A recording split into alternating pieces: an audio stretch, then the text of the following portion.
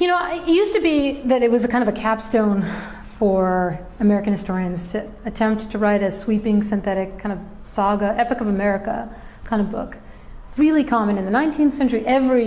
Not that there were many American historians, but even like Woodrow Wilson and Theodore Roosevelt fancied themselves historians. Wilson was a political scientist, but wrote these epic accounts. And all through the 20th century, like Charles Beard or Samuel Eliot Morison, Henry Steele Clemenger, all these guys did that.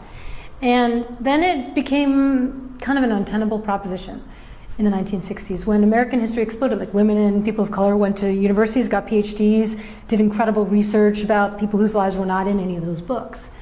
And there was a kind of fragmentation of the sense that there had ever been a single story of American history. And people just didn't think it was possible to write that kind of a book. And there have been some, like people still buy Howard Zinn's 1975 book, People's History, sort of like a Marxist account. There really haven't been a lot of efforts like that. And partly I just thought, like,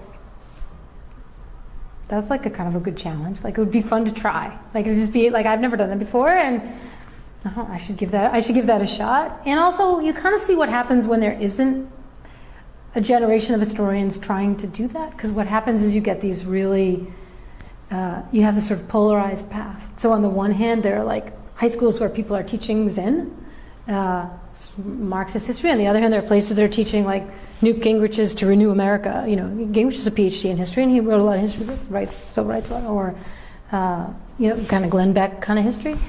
And I thought, like, it just seemed like useful to try to write something that crossed that bridge and be, written by a scholar and come from archives and from scholarship and just see if it could be done, but also be like readable, like something you'd want to read like a novel where like, okay, you do kind of know how it turns out, but actually the thing about American history is you don't actually know how it started. Like that's where, it's like the opposite of a spoiler. Like you know how it ends. Everybody knows about now, but people really don't know where things got started.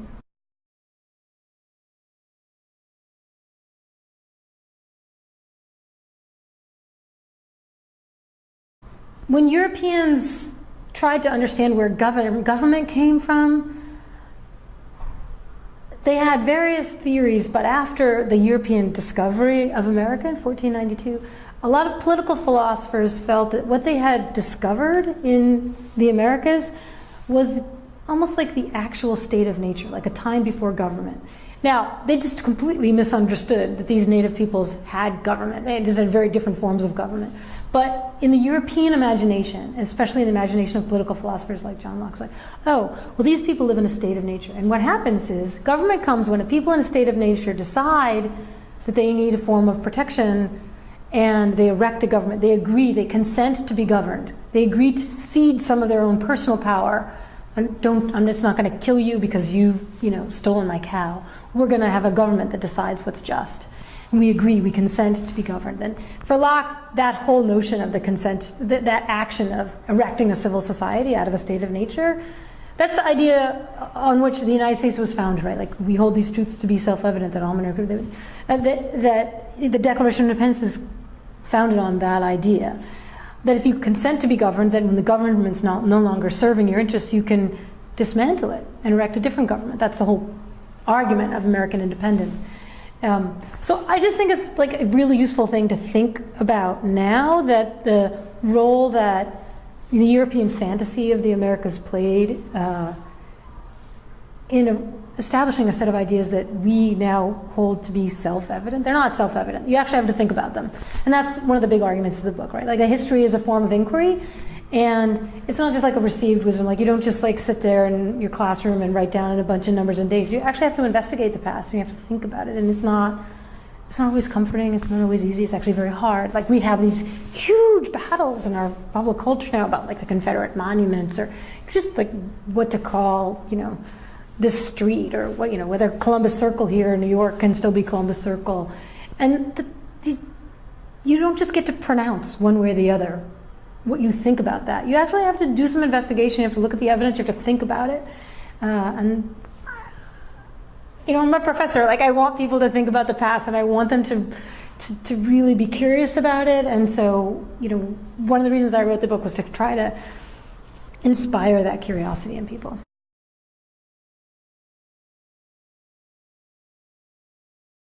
history is different than, say, biology, right? Like biologists can go look at fossil remains and organisms and derive theories from them, but biologists can also do experiments. Like they can grow plants or they can breed animals and organisms. Historians, like, we only have the equivalent of the fossil. Like, we only have like what survives, the historical record, and it's not accidental. Like the fossil record is largely accidental. Like things like if it was preserved because the weather was one way that day, or there was a volcano that erupted and stuff got kind of. The historical record is not. A lot of it is accidental, but most of it is purposeful. A lot of things are destroyed by malice. So, one thing that's really important to think about when you're thinking about history as a form of inquiry is the historical record is unfair. It's completely asymmetrical. We know so much more about people who were wealthy because they were literate and because they had places to store their stuff. And they saved it, and their children saved it, and their descendants over generations saved it. And so people who don't have any power or who aren't literate, their stuff is generally, either they don't have as much stuff, or they couldn't find a way to store it, or it was destroyed by people who are more powerful than they are. So you get this really disjoint, this totally asymmetrical and unfair history. And in the case of, you know, the European conquest of the Americas, a lot, like all the Aztec books and their records were all purposefully destroyed. It was a way to kind of eviscerate people's culture and be able to conquer them and refashion their societies. So there's a lot of purposeful destruction of the historical record, and then there's also just the incidental thing of, you know, people forget that, like in our own history of the United States, like, women were not taught to write until really after the American Revolution. It was considered important for Protestants for women to learn to read so they could read the Bible and be saved, because Protestants believe you have to read the Bible and have a personal relationship with God. But only boys were taught to write, because women were supposed to submit to what they read. They weren't supposed to ever argue against it. And so you just don't have letters, the quantity of letters written by women or diaries, not until the 19th century do you have that. But as a historian, I feel that a lot of historians just kind of throw up their hands about that, and they're like, yeah, whatever, you know, I'm actually only really interested in John Adams, I don't really care. Or not to impugn John Adams, but there are real consequences to that. I spent a lot of time in public schools, like elementary schools, and I'll never forget the day I went to this kindergarten where they were studying the American Revolution, and everybody in the class, it's the cutest thing. They all have to pick a person from the revolution and learn about them, and then they do like a play, like your cute little kindergarten pageant. And I went to this classroom, and it's like full of immigrant kids from all over the world, and I had been working on this book about Benjamin Franklin's sister Jane Franklin, which is I think why they asked me to come talk about, because they were doing biographies. And so I said, like, who are you all interested in? Like, who was around during the American Revolution? Who are you studying? And they're like, you know, Sam Adams, Paul Revere, George Washington, Benjamin Franklin, Patrick Henry, and they go on and on and on and on and on. And I said, like, well, what about some of the women? And this little girl, adorable little girl with her cornrow hair, and she raises her hand, spunky kid, and she says, well, there were no women then. And like, she actually believed that. And she's not a stupid, like, that's what, you look around the classroom and the list of books that are available to you, and even in 2016 or whenever this was, that's what she saw in the world. So we have these big debates about, should Harriet Tubman replace Andrew Jackson on the, whatever, the $20 bill? I can't remember. Not that I have a lot of 20s around. You know, like, and some people say, well, what does this even matter? Because it matters. You know, it really does matter. So that's the reason I just felt like it was time to make an attempt to tell a big sweeping story that had all sorts of different people in it. Because we know now that we the people is everybody. That's not what was meant when people wrote the Constitution, but a lot of people at the time very much understood that that's what it should mean.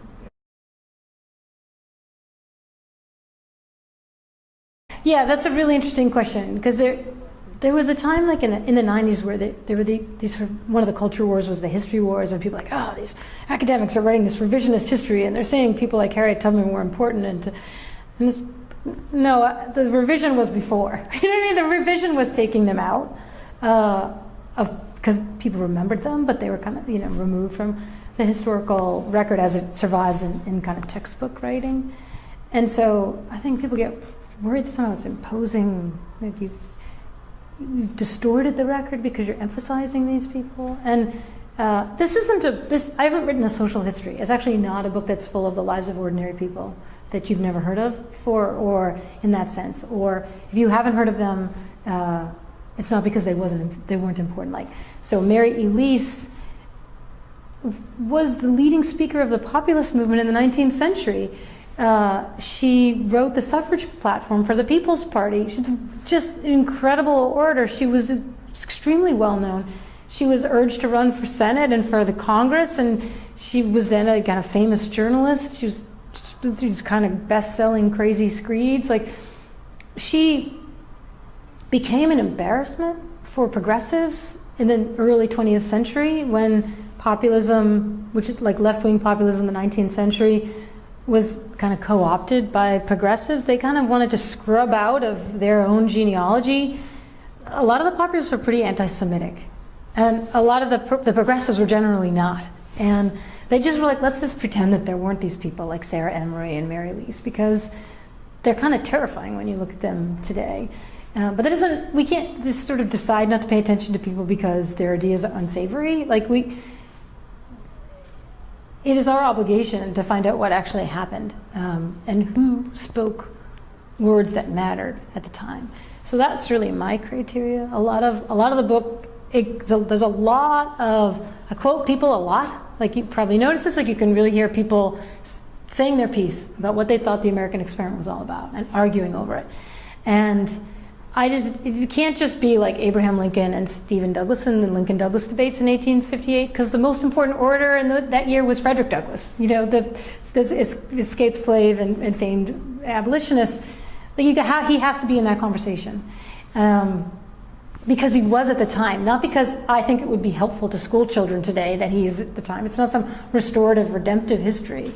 It's an attempt to be honest and to be square with what, like, we know now. When you look at that historical record and you look at newspaper coverage of those debates, you can't read 2 pages of the newspaper without coming across Frederick Douglass. I'm the last person in the world to say, like, people should be going out and reading a 1,000-page book, but on the other hand, like, if it's between that and following tweets all afternoon, there's something to be said. It's sort of like, I think of it as like the slow food movement. Like, you can eat fries in your car seat while driving on the highway. And sometimes that's the right thing to do. But you do, once in a while, you should really sit down for a long meal, like, with people that you care about, and hear from them and listen to what they have to say and enjoy each course of the food and there's a kind of, slowing down the way that we receive and process information is the only way that we achieve actual understanding of problems, as opposed to what we're asked to do now, which is to just be upset about problems.